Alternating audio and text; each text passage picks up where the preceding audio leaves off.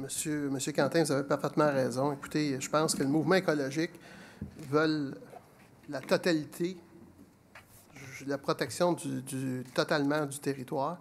Mais évidemment, on n'a pas les outils en tant que municipalité, nous autres, pour protéger ça au complet. On a protégé ce qu'on considérait qui étaient les boisés avec les plus grands intérêts. C'est clair et certain, comme j'ai mentionné à une journaliste de Radio-Canada la semaine passée, c'est évident qu'il y a un changement de mentalité aussi au sein du Conseil, au sein de la population, d'être de plus en plus sensibilisé sur les milieux naturels.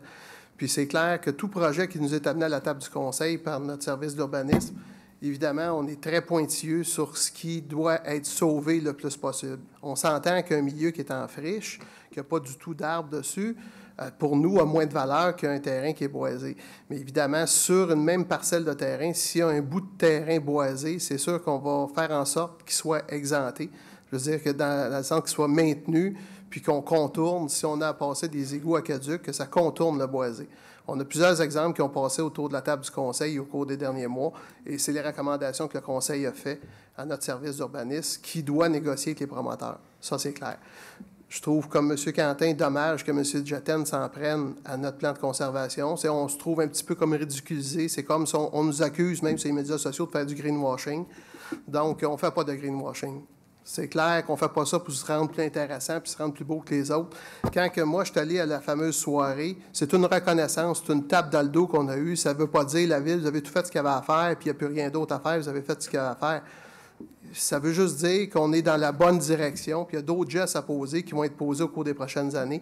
Mais je pense qu'on est en avance sur plusieurs autres municipalités au Québec. Et moi, je l'ai constaté en allant là à Joliette il y a quelques semaines. Il y a des projets qui ont été soulignés, qui n'arrivaient même pas à la cheville du plan de conservation de la Ville de Saint-Jean. Donc, on peut, nous, se targuer d'avoir fait quelque chose qui était quand même correct, sauf que pour le mouvement écologique, c'est jamais suffisant.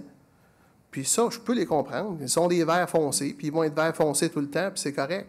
Mais je pense qu'il faut quand même qu'ils soulignent le travail qui est fait par la municipalité. Le plan de conservation, c'est un exemple, mais il y a beaucoup d'autres exemples en termes de développement durable et d'environnement qui ont été posés par la Ville puis qui vont être posés dans les années à venir.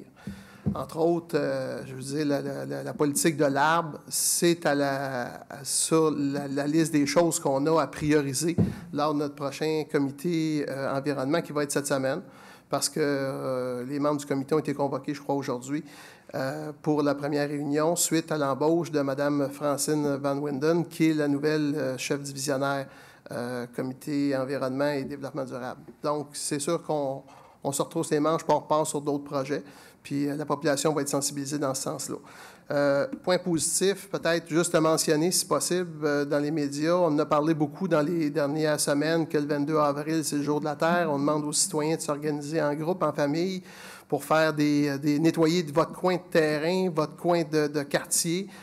Joignez-vous à une équipe qui existe déjà ou fondez-en une, puis appelez à la rue principale pour signaler que vous avez un groupe à telle place pour qu'ils puissent récupérer les sacs le lundi. Mais je pense que c'est un beau geste, puis en même temps, vous faites du plein air, on souhaite que la température soit de notre côté. Fait que merci beaucoup. Bonsoir.